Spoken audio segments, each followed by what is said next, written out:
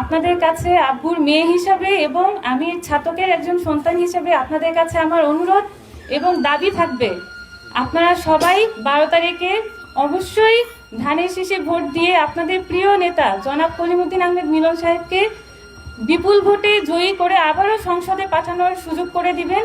আজকে আমাদের আসন্ন নির্বাচন উপলক্ষে যে জনমত সভা আজকে হচ্ছে, এখানে উপস্থিত আমার প্রিয় সকল মুরব্বী এবং আমার প্রিয় ভাই যারা আছেন, সবাইকে আমি জানাচ্ছি আন্তরিক অভিনন্দন।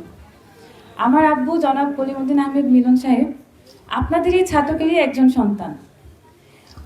উনাকে আপনারাই বিগত বছরে 3 বার এমপি করে সংসদে পাঠিয়েছেন এবং এই ছাতক দ্বারার বিভিন্ন উন্নয়নমূলক কাজ করার সুযোগ করে দিয়েছিলেন।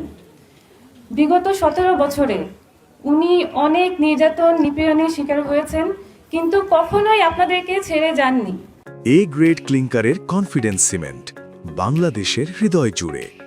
সেটা যে কোনো বন্যা হোক, দুর্যোগপূর্ণ সময় হোক, অথবা করোনার মতো মহামারীর সময়ে উনি সবসময় আপনাদের পাশে ছিলেন। কারণ উনি বিশ্বাস করেন রাজনীতি মানে ক্ষমতা নয়, রাজনীতি মানে মানুষের সেবা। উনি সবসময় আপনাদের পাশে ছিলেন এবং আমি আশা করি ইনশাল্লাহ যদি আপনারা এবারও ওনার উপরে আস্থা রাখেন, আপনাদের সেবায় উনি সবসময় নিয়োজিত থাকবেন এবং এটাই ওনার একমাত্র লক্ষ্য। সেজন্য আজকে আমি এখানে এসেছি। আমার এখানে যারা উপস্থিত মুরব্বীরা আছেন এবং আমার ভাইরা যারা আছেন, আপনাদের কাছে আব্বুর মেয়ে হিসাবে এবং আমি ছাতকের একজন সন্তান হিসাবে আপনাদের কাছে আমার অনুরোধ এবং দাবি থাকবে, আপনারা সবাই 12 তারিখে অবশ্যই ধানের শীষে ভোট দিয়ে আপনাদের প্রিয় নেতা জনাব কলিমুদ্দিন আহমেদ মিলন সাহেবকে বিপুল ভোটে জয়ী করে আবারও সংসদে পাঠানোর সুযোগ করে দিবেন এবং আমাদের ছাতক দ্বারার উন্নয়নের সর্বাত্মক উন্নয়ন করার পক্ষে ওনাকে সুযোগ করে দিবেন।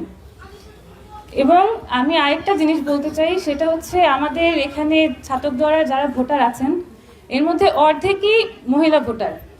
এখানে উপস্থিত যারা আছেন আপনাদের সবাইকে বলবো যে আপনাদের বাসায় যারা আছেন, আত্মীয় স্বজন বা মা বোন যারা আছেন, মহিলারা আছেন, সবাইকে আমার পক্ষ থেকে অনুরোধ থাকবে, সবাইকে নিয়ে আপনারা অবশ্যই 12 তারিখে ভোট দিতে যাবেন।